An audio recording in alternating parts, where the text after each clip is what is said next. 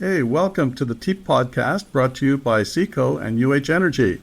I'm your host, Gary Gildert, and today we have an interview with Todd McAllister, the Chief Executive Officer of the South Central Partnership for Energy Efficiency as a resource, also known as SPEER. Todd, tell me a little bit about yourself. Well, Gary, thanks for having me today. I look forward to our discussion. I'm a West Texas kid, grew up out in West Texas, have been in Austin in a couple of different capacities for the last almost 26 years. I grew up in the HVAC industry, so was kind of, I guess, on the peripheral of energy efficiency back in the day. And the company that I was with, which was my father's company, we actually were maybe a little bit ahead of our curve whenever you're looking at efficiency and some of the things we did back in the day. So that kind of drove some of my interest in efficiency, which kind of moved me to SPEER after that. Okay, that's it. Yeah, from the supplier side, some people will argue, oh, you're upselling. No, you're providing some value to them. So I appreciate that point of view on there. So tell me a little bit about SPEER. I know you did a webinar recently, and I encourage people to go back and listen to the ETI webinar. But for those who haven't, tell us a little bit about SPEER.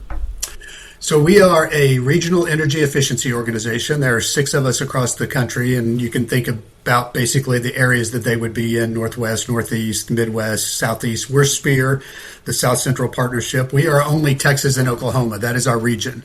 That's a big region in itself. So It is. We have, roughly 11% of the total population of the country in those 2 states, the majority in Texas, obviously. But yeah, we have a large portion of the population. But SPEER is, as I said, a regional energy efficiency organization. We work within the built environment.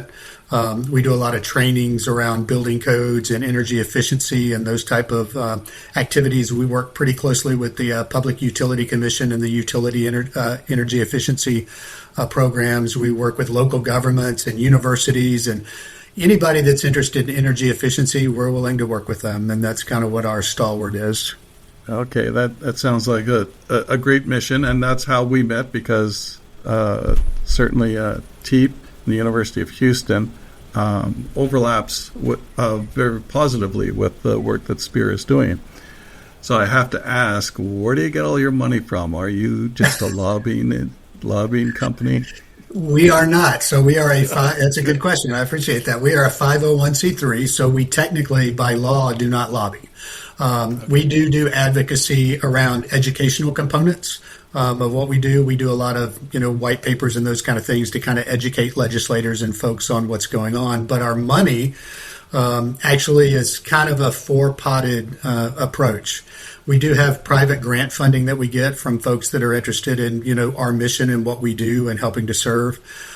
We have membership money that comes in. We have roughly 75 members, some of them smaller, some of them larger. Daikin, the largest manufacturer of HVAC equipment, is a member of SPEER. We do have federal contracts and state contracts that we get. Some of them we are the prime, and others we are not the prime. We're a subcontractor for other folks. We do a lot of, as I said, work around in trainings when it comes to building and energy codes. And then the last pot is just kind of a ancillary pot where we do, a big workshop during the year and those kind of things that have some funding. So really it's kind of I would say 40% of our funding is either private grant funding or membership in the events that we do, and then about 60% is through contracts, either us being the prime on a contract or subcontracting. Okay, that's a wide range of funding sources, so you're not beholden to any one party. That's always good to hear. So, of all the energy efficiency initiatives that you have, what do you think is most popular? What do you end up spending most of your time on? Well, popularity for us and popularity for the population are probably 2 different things. Okay, well, then you can answer it both ways. Yeah, so the thing that we are the best at and that we're really known for is our code work. We do a lot of building and energy code work. We have trained over the last 10 years, basically more than 15,000 folks that are in the building industry. Now they can be contractors, installers, HVAC folks, framers, insulators. They could be people like you that are just interested in what's going on and that would take one of our trainings. So we've trained a lot of people around building code and building science and energy codes. That's different, I think, than what the population, if you just talk about the general population, right? They're more interested in things like, how do I make my home more efficient? What can I do around those type of activities? And so for us, we walk the line about, professionals and those that we consider to be subject matter experts that we work with on codes, and then having information also that is out there that can help just the regular everyday Texan or Oklahoman whenever it comes to what they're interested in finding out about efficiency. So one of the other questions that I have that I think came out of your webinar was the idea of demand response and distributed generation. These are not, in my mind, these are not energy efficiency things, but I love the way that it overlaps with energy efficiency. So just when I was at the Texas Energy Summit, there was a great example of, they went in for distributed distribution. They wanted to put in their own energy source, and they found that they could put in a lot less equipment if they just do better with what they've got, improve the efficiency of the facility, and suddenly they have to build less. Do you see this it the same way, that energy efficiency is a way to get better demand response, better distributed? Yes, I think the short answer is yes. I think the long answer is trying to figure out how to braid these together.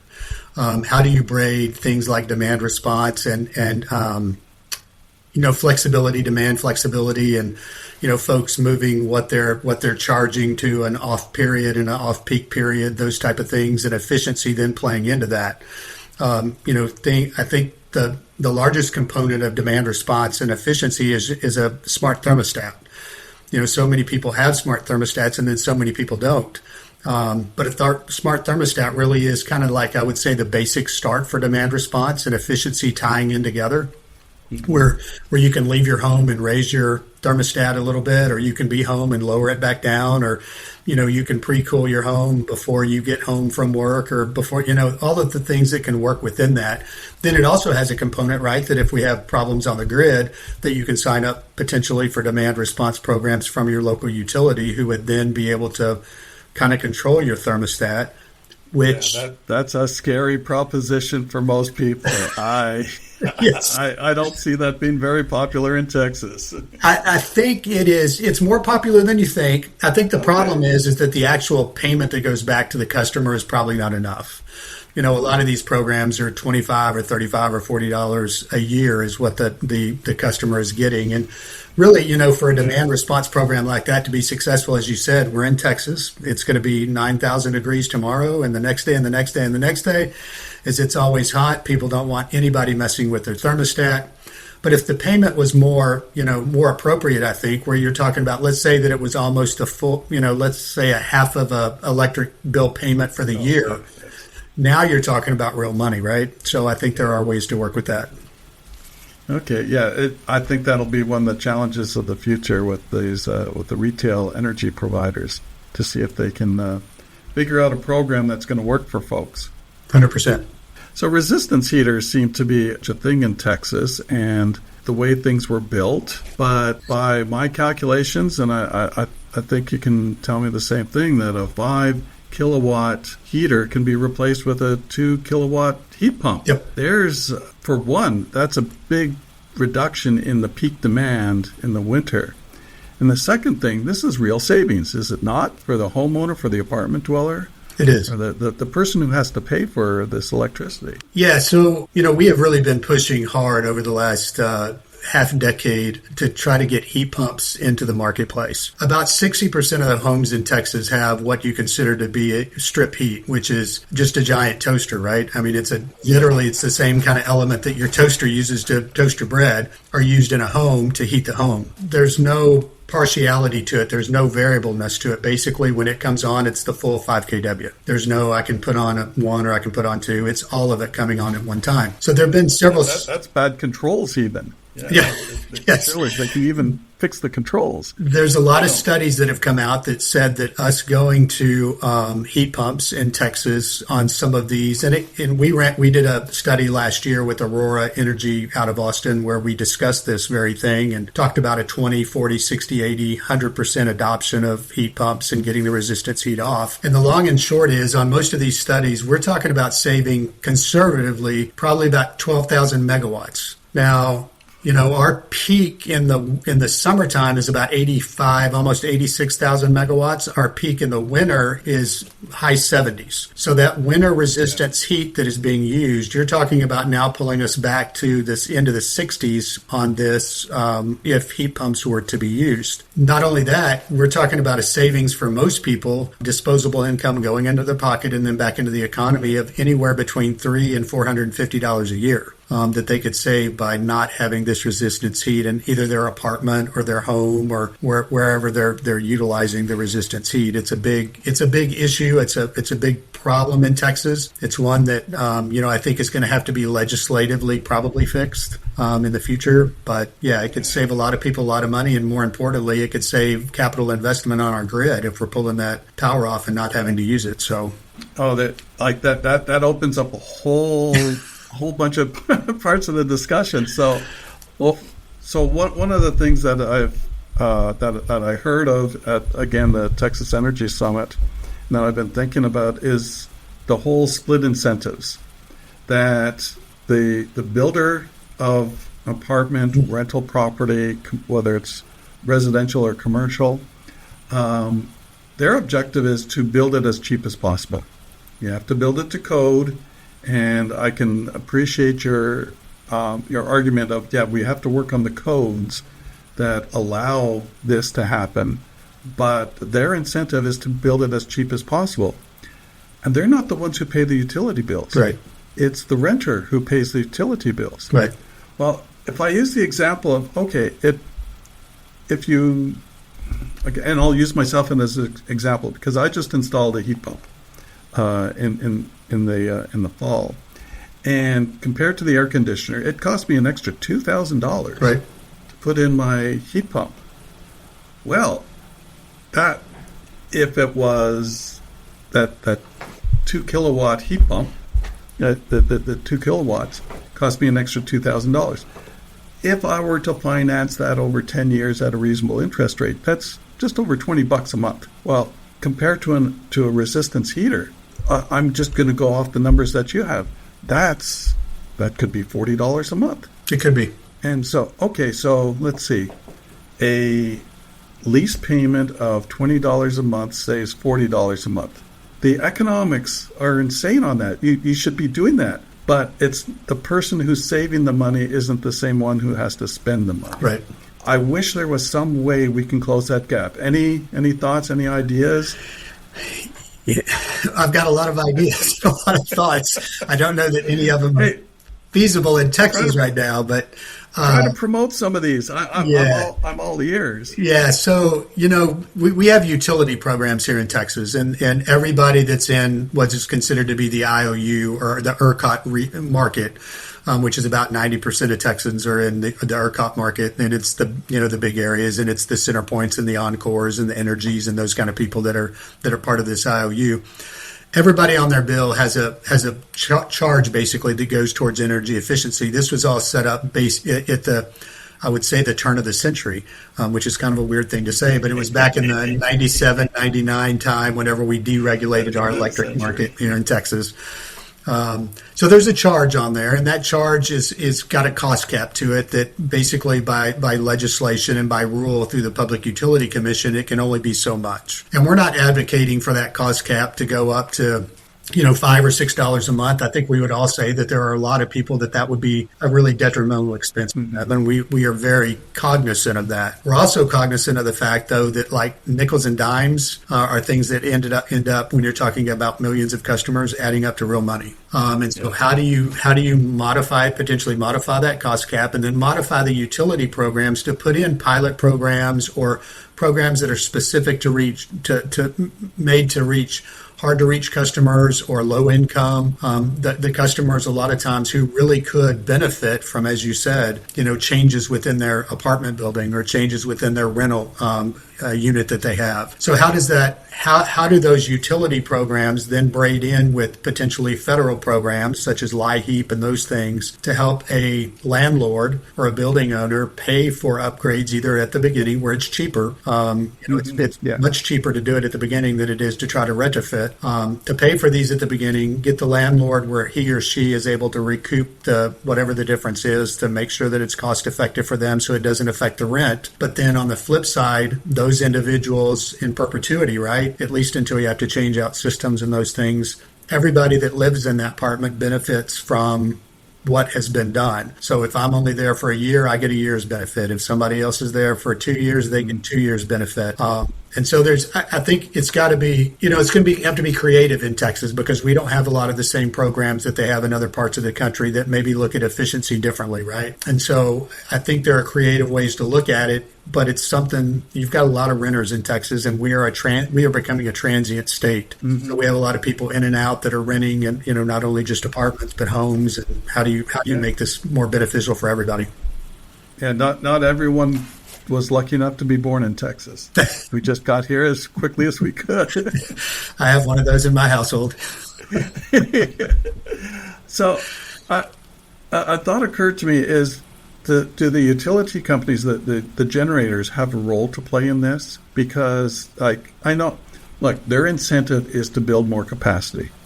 And if you look at a new apartment or a new small rental property, they're going to make more money from a 5 kilowatt toaster than they are from a 2 kilowatt heat pump. Yeah.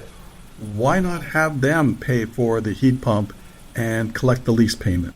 I think there's opportunities. I think there's opportunities for everything to be on the table. With us having the three-legged stool in Texas with the generators, because we're deregulated, you have the generators who make the power, and we're a day-ahead market basically still. It's kind of pseudo. Then you have the T&D, transmission distribution folks like the Encore and CenterPoint. And then, as you mentioned earlier, you have the reps. So that you actually would purchase your power through. It's the rep if you're in one of the ERCOT market participants. So I think it's there's got to be a way to make it so that everybody has some type of skin in the game, right? For a utility or a generator, in essence, with all the people coming to Texas and the growth in Texas and everything that's happening, is it a zero net sum gain? Do I understand that they have investors? That's why they're called investor-owned utilities, that they have investors that they have to answer to? 100%. But if your energy efficiency is saving on capital infrastructure, which in essence is passed on to the consumer because we pay for that. Yes. If you're not having to do capital infrastructure, which is saving, admin cost and everything that go along with it because you've pulled a little power off of the system, I think it makes some of those creative options easier to digest as you continue to grow because your service territory is going to get more and more power into your service territory. We just have to figure out where's the middle line where you're pulling enough power off to make sure that everybody is benefiting from efficiency. You're not having to pay for capital infrastructure because you're kind of meeting the demand with what you have right now. And then how do you keep the investors, where they're happy and you don't have boardrooms and things like that are wanting to, explode because they're not getting a return on their dollar. So, Texas is an interesting state when it comes to this. So, I think there's opportunities. I don't have the answer to what those opportunities are, but I think everybody needs to get in the room and discuss it. Yeah. Can we convince these utility companies to invest in heat pumps instead of the next gas power plant? Yeah. No, I think that's a tough thing for them to do, but I think that could be a good business for them because it turns over every 10 years. It is, and it does. And we actually have a training. We've worked very closely with CenterPoint, and they do a great job in their heat pump programs. We've got a training that we're doing in Houston with contractors in May the 13th, that's dealing with heat pumps and why these are important. And so I think, those utilities such as CenterPoint and some of the other, the municipal utilities like Austin Energy and CPS in San Antonio are really kind of ahead of the curve on this. But yeah, I think there's ample opportunity, and I think they're willing to look and figure out how to make all of this work. It's just, again, at the end of the day, there's a lot of moving parts that come with this. Yeah, we have to somehow make heat pumps a thing that utilities want. Well, and I would hope the state wants them. I mean, we do have, Daikin. Yeah. Daikin is the second largest manufacturing plant, I think, in North America that sits in Waller right outside of Houston. It's huge. So I would hope that the state would like to, have them be have them benefit as much as they can. And there's other manufacturers, Trane, and, that's here in Texas, and Mitsubishi and LG and all the other folks that make heat pumps. They should be part of the process as well. Absolutely. It's in their interest. We just have to get everyone's incentives aligned. 100%. I think that's a great way of putting it. Okay. Well, that sounds like a good way to end this conversation. Todd, it's always a pleasure. We will probably be speaking offline at other times because I'm really interested in all the work that you're doing and do whatever I can to support your organization. Great. I appreciate it, Gary. We really do appreciate the partnership. Okay, thanks, Todd. So this has been the TEEP Podcast. I'm your host, Gary Gildert. We are sponsored by the State Energy Conservation Office in Austin, Texas, and UH Energy. Again, thank you, Todd, for coming on our show.